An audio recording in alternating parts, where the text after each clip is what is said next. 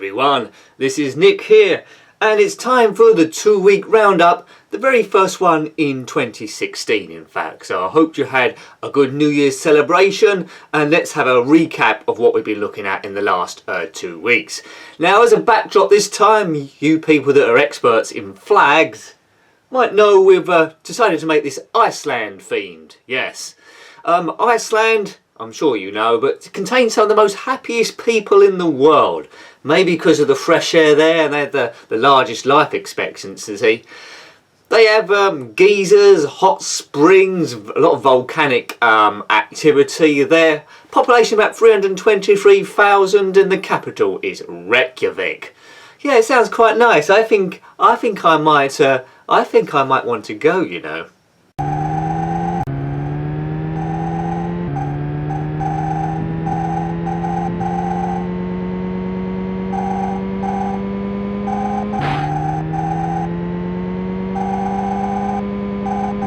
Now, before we look at the top 6 in our order going from worst to most favourite, we'll have a look at the quick recap of the couple of pinball tables we looked at this time from Season 2 of the Pinball Arcade. Now, when I did a bit of Googling about the country of Iceland, strangely enough, the supermarket come up before the country. What kind of world are we living in when that sort of happens? I think everything's to do with money nowadays. But anyway, getting back on topic, we looked at 2 pinball tables. The first one was CENTAUR, a very science fiction or horror theme. I quite like this one, although being completely awful at it. Essentially, CENTAUR is half man, half motorcycle. Yeah, not like half man, half horse from the Witch, Lion, the Witch and the Wardrobe or anything like that. But this is quite a good looking table. It's in black and white. Really attractive play field. You've got to hit a number of drop targets. I believe this one came out in the 80s, about checking back through my notes here. But well worth persevering in this one. Lots of targets. CENTAUR taunts you all the way through, going bad move, humour and various other bits and bobs. But yeah, I'd like to be a bit better at it, but I know I probably won't do. Unprecedented, I had 5 goes at it in my review, and that's quite embarrassing. The second table we looked at was PINBOT. Now, this did have a couple of sequels, Bride of Pinbot, which I've also reviewed previously, and Jackbot, which is in Season 4 of the Pinball Arcade, I think, so we'll come to it eventually, maybe in years to come.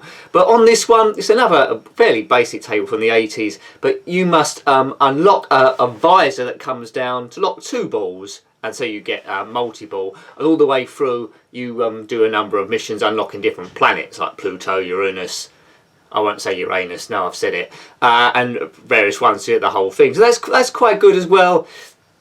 First of all, both these tables, it might not look like there's too much to do on it initially, but it does reward you like all real-life pinball tables.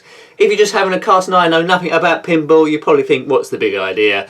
What's going on? I don't know, like pinball. Well, have a look at my previous blog, Why I Like Pinball, and hopefully that explains it a bit more.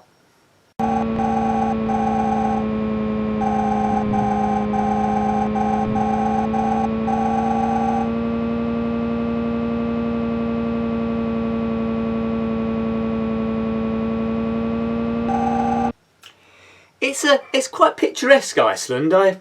I think I should go and see it in the real world. Now, this behind me is a place called Blue Lagoon. No, not a film starring Brooke Shields. This is Blue Lagoon, a naturally occurring geothermal spa. One of the most visited attractions in Iceland, apparently. Nice. I might get that in my wallpaper on my PC. Very nice and soothing. So let's look at the top 6 gameplay videos we had a look at this time round. Now, in 6th place, now before I actually start these, a bit of a mixed bag this week. There's one game that stands head and shoulders on top of everything else, and the others could have been in any order really, but that's just the way it works. In 6th place is a game on the ZX Spectrum. It's Pit Fighter by Domark in 1991. So quite a late game for the ZX Spectrum. This game is pig awful. The conversion is absolutely terrible. It wasn't a very good game on the Commodore Amiga when I reviewed it, but this is worse. The ZX Spectrum is trying to do an arcade conversion here, and it's just attempting way too much. The coders are trying to do an animated background. They're trying to give you large figures to fight with.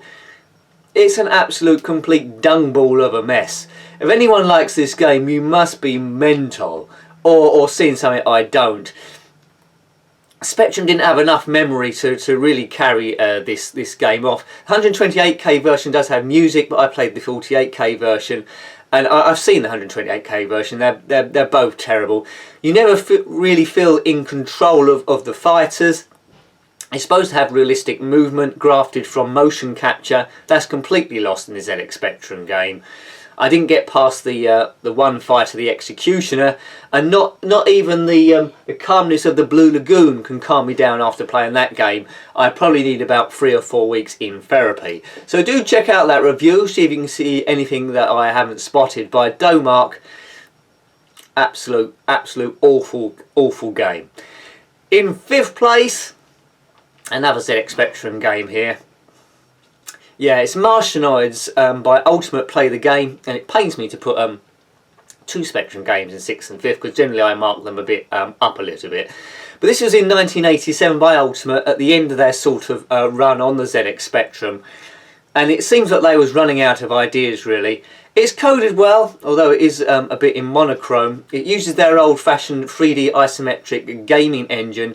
And controlling a robot, you must defeat the Martianoids by completing different broken circuits in a sort of like mechanical brain.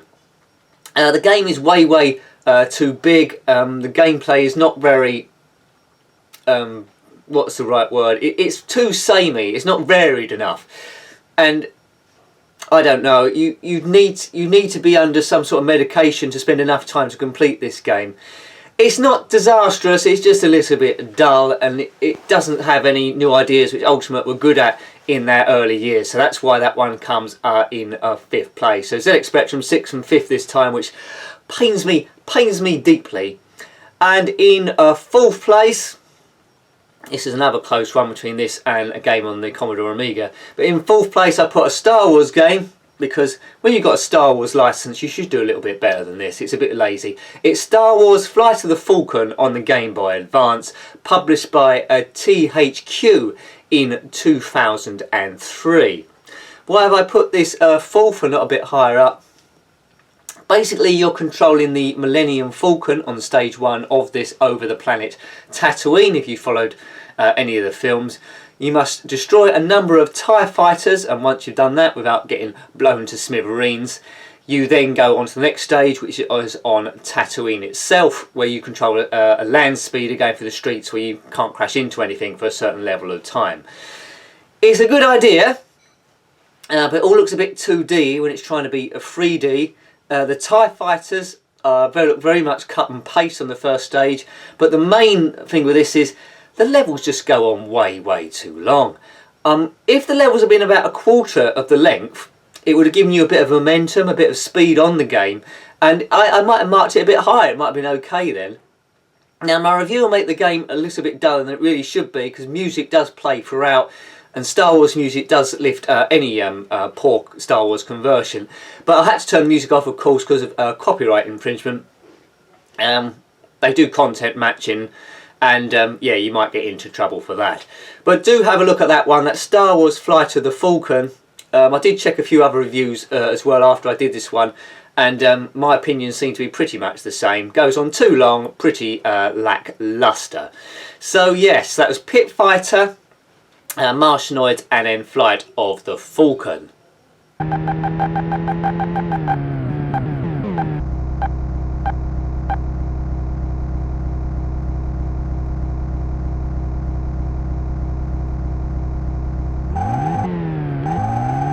So let's get to the meat of the sandwich. Let's look at the top 3 games we had a look at this time round. Now that picturesque sculpture behind me is called the Sun Voyager, and it's by a gentleman called Gunnar Arneson, I believe, and it's supposed to be a dreamboat ode to the sun. It's quite a visited attraction in Iceland as well. I could have shown you a lot of other stuff. Hot geysers or hot springs, I would have had to have an animated background and that would have been confusing. Thank God Mum's gone to Iceland. I had to say it at least once. At least Christopher Biggins isn't in this, or Peter Andre trying to sell you some vol-au-vents. In third place then, getting to the meat of it as I say, in third place was, now this could have well come fourth because it isn't very good. It's Battleships on the Commodore Amiga, published by Elite in 1987, so quite an early game in the Commodore Amiga's career. This game had featured on quite a lot of 8-bit systems beforehand. Also come out on the Atari ST, which I've been led to believe that music is a bit better on this one. It feels like a ZX Spectrum game. The graphics are a bit better than its counterpart, which I've also reviewed. But essentially it's Battleships. It doesn't push the Commodore Amiga in any shape or form to its full capabilities. I've always preferred Battleships on pen and paper, but if you're going to do a one-player game against a computer, you can't go wrong with this one really. It's Battleships, no more bells and whistles apart from that. You position 6 ships around a imaginary ocean, and by selecting various squares, I think you get about 24 squares you can hit first of all, and then it diminishes depending on how many ships you've sunk. Sounds confusing? Watch the review, that will explain it a lot better. This is just a recap. And in second place then, getting to the top 2, is Theme Park by Electronic Arts in 1995. This was an extremely popular game at the time, led to a number of sequels including Theme Park World, and also led to the later Roller Coaster series. The game looks a bit dated now looking back, it has to be said, but alright for a quick muckabout. As a kid you would have enjoyed designing your own theme park. It's just like a simulation and management simulation. So you must design your own theme park, get paying guests to come in, monitor all the costs, maintain it, and do all that you can to make the park successful, and then eventually sell it so you can buy a more expensive plot of land in a different country and start the whole thing again. I made a bit of a mistake on this on this review, and that although I built a few rides, I didn't build the proper queue line, so people were walking around, just walking past and not going in the rides. So don't do that. But what it attempts to do, it doesn't do a bad job. That's Theme Park by Electronic Arts. So that just leaves one game left, and if you've watched the channel the last couple of weeks, you know what it is. This one might have stood a chance of coming first in other weeks, but this one it absolutely blew everything else away. So on the Commodore Amiga, it's Jaguar XJ220 by Core Design in 1992.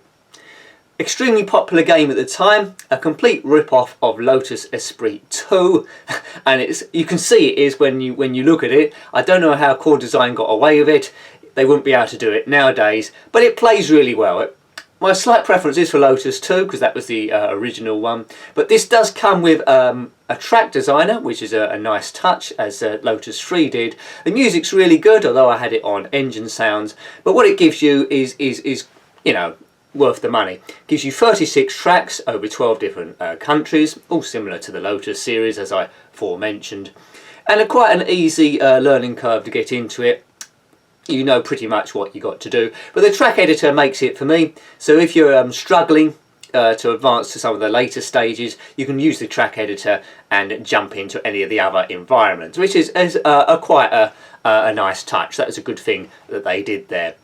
So yeah, so that was the top 6 coming from you from Iceland. So the top 3, in third place was Battleships, rather luckily, by Elite.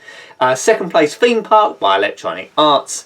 And first place on the Commodore Amiga, Jaguar XJ220 by Core Design. Do you agree with that order? If you don't agree, put your own, by all means, list below. You might have them completely different. You might be a big Pit Fighter fan. So there we go.